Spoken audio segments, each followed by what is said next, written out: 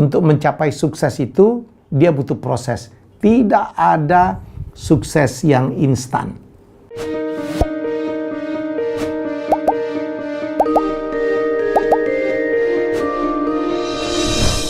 Ada satu quote ya, pernyataan yang menarik menurut saya. Semoga kita belajar dari sini dan kita renungkan. Ya, dia mengatakan begini, orang sukses itu paham tentang proses. Orang sukses itu paham tentang proses, sementara orang gagal lebih banyak protes. Nah, saya ulangi lagi ya. Orang sukses itu paham tentang proses dan orang gagal lebih banyak protes.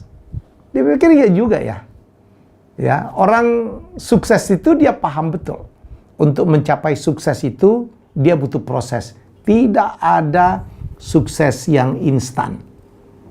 Ada proses belajar di situ, ada proses berjuang di situ, ada proses berkorban di situ, ada proses bekerja keras di situ, ada proses harus berpikir cerdas di situ. Baru orang bisa sukses. Kan saya pernah bilang berkali-kali, nggak ada itu sukses instan.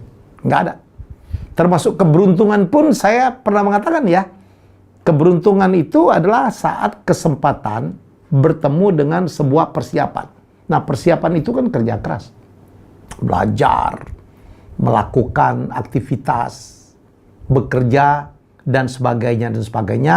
Kalau pas kita udah siap, kemudian kesempatannya ada, jadilah kita sukses. Itu disebut dengan keberuntungan. Jadi sekali lagi, untuk sukses itu butuh proses. Ya, sekali lagi nggak ada jalan pintas untuk sukses. There is no shortcut, ya. No shortcut to be successful. No. Nggak ada. Jadi teman-teman, kalau mau sukses, berproseslah. Jangan menunggu. Sementara orang gagal itu lebih banyak protes. Saya ngalamin betul dan menyaksikan sendiri. Orang-orang yang banyak protes itu, ya, itu biasanya adalah orang-orang yang gagal. Ya. Jadi kan pernah saya bilang ya dalam podcast saya tentang teman toksik yang harus ditinggalkan, adalah teman-teman yang selalu protes. Selalu melihat itu dari angle negatif. Orang udah bagus saja diprotes-protes. Kan kita lihat lah ya, ada apa, pemilik akun yang kerjanya protes, semua diprotes. Kita pikir udah bagus diprotes. Orang itu nggak jalan sampai kemana-mana tuh. Di situ aja, ya. Kerjanya protes saja. Kenapa? Untuk memprotes itu, ya jadi ada orang nih, yang kita pikir udah bagus banget, masih juga dia bisa protes. Anda pikir untuk melakukan protes itu gampang? Nggak gampang loh. Harus dicari tuh. Sesuatu yang udah bagus dicari. Ini celahnya di mana sih? Itu mikir tuh, panjang tuh. Bisa berjam-jam, bisa berhari-hari. Bayangkan, ada orang yang memang kerjanya memprotes orang lain. Seperti orang lain itu nggak ada yang bagus. Protes. Mungkin di teman-teman di sekeliling kita juga gitu. Semua diprotes tuh.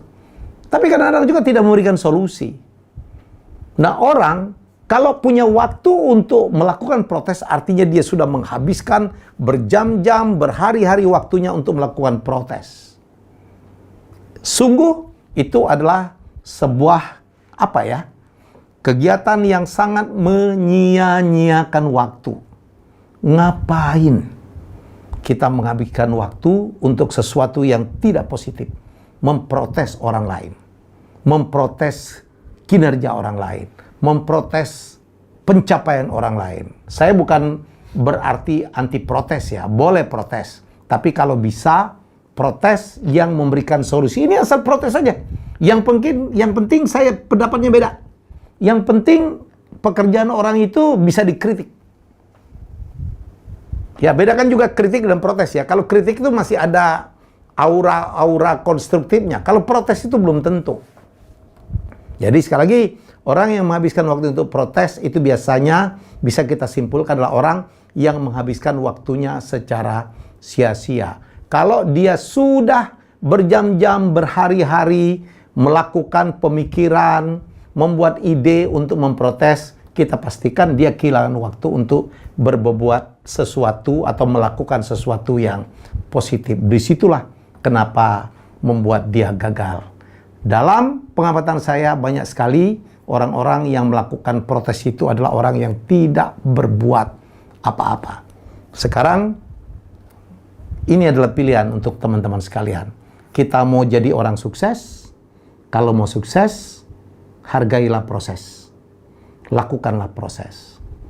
Kalau mau jadi orang gagal, ya udah, itu yang kenyataan saya bilang tadi. Orang gagal itu adalah orang yang banyak sekali melakukan protes.